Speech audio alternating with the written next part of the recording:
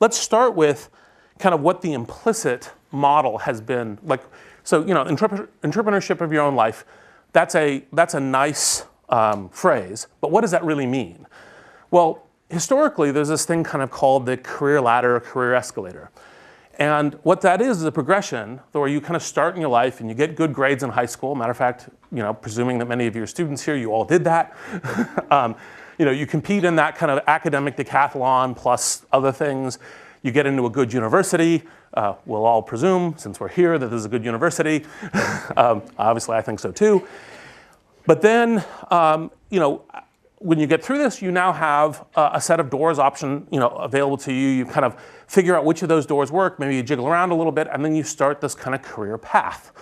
Right? And as a career path, what's happening is you kind of say, all right, I initially start as kind of a young apprentice. I'm learning skills. I'm kind of proving myself. I'm being involved in these things. And then I moved to kind of being a journey person in my chosen career, and maybe no longer it's just at one company, and I'm jumped around a couple companies, but I'm still on this kind of coherent path. And then I become either a master and an expert, or I move into management, and all in all, thereby I have a successful life.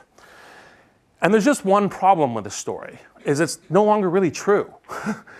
And the reason it's no longer true is because the world is changing. The world's changed. People write about this, Tom Friedman most notably, the world is flat, but also now that used to be us. And part of this is because with the increase of globalization, two forces are driving changes that affect the country, affect industries, affect essentially all of our lives. And those two forces are people and technology, and they're interrelated. So in terms of globalization, you end up having the fact that now competition can be from anywhere because products can be shipped anywhere, work can be done anywhere. This is very broad brush, but you have that force. And then you have how technology disrupts industries. And if there's certain industries that are massively in disruption. I mean, you look at music, you look at news, you look at retail, you look at manufacturing. There's a ton of industries that are massively in disruption. But to some degree, this pattern of changing what products and services are offered, what the cost bases of industries are, because of people and technology, that game is an accelerating game that essentially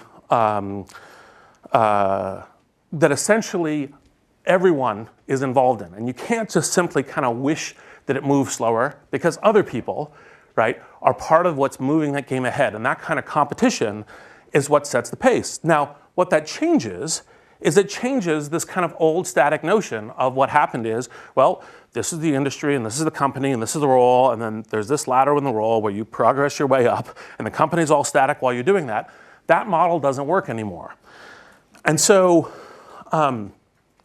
you have to look at this and say, what are the kinds of things that I can potentially do about that?